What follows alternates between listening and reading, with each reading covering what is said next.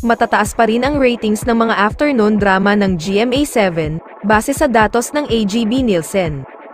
Noong Biyernes, October 20, 2023, ay nanatiling mataas ang abot kamay na pangarap na may 10.3%, samantalang ang katapat nitong Pira-Pirasong Paraiso sa TV5 ay 1.5% lang.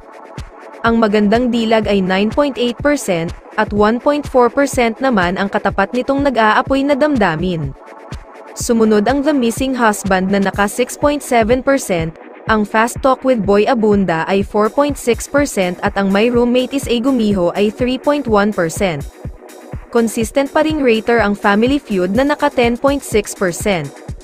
Pinakamalakas pa rin sa mga primetime series ang FPJ Batang Quiapo ni Coco Martin, karapat-dapat pa rin si Coco sa tinaguriang hari ng telebisyon.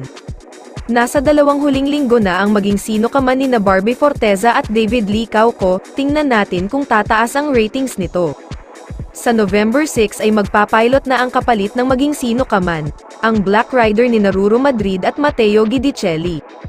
Wagi ang pilot week ng Can't Buy Me Love nina Donnie Pangilinan at Bel Mariano, kahit napapanood in advance ang episodes nito sa Netflix at I Want TFC, taob ang Love Before Sunrise nina Bea Alonzo at Dennis Trillo sa VIU at GMA7.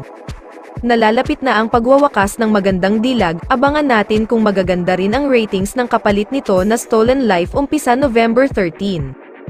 Tampok sa Stolen Life sina Carla Abellana, Gabby Concepcion, at Beauty Gonzalez. Ang Maging Sino Ka Man, at Love Before Sunrise, hindi maikakailang nangunguna pa ring TV station ang GMA7, napakalaki ng agwat nito sa TV5.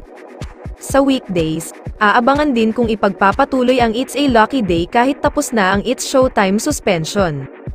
Samantala, marami ang mga palabas ng GMA7 na magpapakitang gilas, kabilang ang Lovers, Liars ni Claudine Barreto, Love, Die, Repeat nina Jeneline Mercado at Sian Lim, Against All Odds nina Marian Rivera at Gabby Concepcion, at Lilet Matias, Attorney at Law ni Joe Berry.